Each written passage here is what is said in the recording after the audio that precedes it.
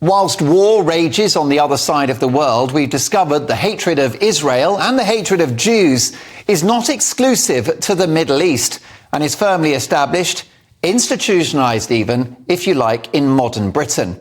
Now, I've got no doubt that many marched in peace this weekend, seeking an end to the deaths in Gaza. Everyone, of course, a tragedy, and they want peace and a two-state solution. But many on those marches and many in this country do not. If you're calling for a holy war, an intifada, which means suicide bombs on buses and in restaurants, if you're chanting from the river to the sea, it's a no-state solution that you're after. You're seeking the elimination of Israel.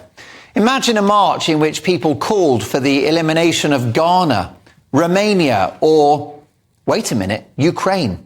People did get worked up about that, didn't they? And rightly so. So why not Israel? It's a sick irony that Israel's great crime was the crime committed against it on October the 7th, which, it's easy to forget, saw the gunning down of 260 revellers at a peace festival and the beheading of babies. In the end, I don't want to condemn those who marched this weekend, though to do so on Armistice Day and on Remembrance Sunday is inherently disrespectful, taking the limelight away from our fallen war dead. Could they not have 2 days in the year? Is that too much to ask? But I do think those on the marches, though well-meaning, are Hamas's useful idiots. Don't forget, these marches are provably linked in part to Hamas supporters, including a former Hamas terror chief who now lives in a council house in London, which he purchased via the Right to Buy scheme. So, at least he's a fan of Margaret Thatcher. Calling for a ceasefire is calling for Israel to surrender to future terror attacks, something Hamas have said that they will do over and over again. A ceasefire is telling Israel to suck it up. Not a very kind message from the Be Kind crowd who populated the marches this weekend and reported on them in glowing terms via social media.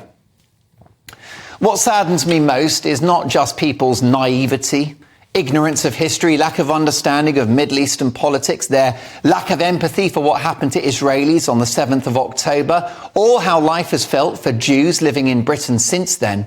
What bothers me most is that this Take at 10 should be about Remembrance Sunday. And instead, it's about the considerable number of people who live among us who support terror and who support genocide and reject the British values of decency, democracy, freedom, and the rule of law.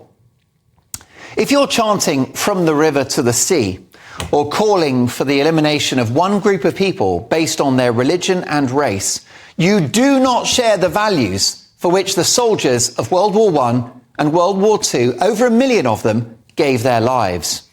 This weekend, with Jews being escorted via security out of synagogues, with Jewish homes being sprayed with paint, and with military veterans told not to wear their medals on public transport so as not to cause trouble or offence, you have to wonder whether the war heroes we remember this weekend died in vain. They fought for our values abroad. It seems this generation will have to fight for them here.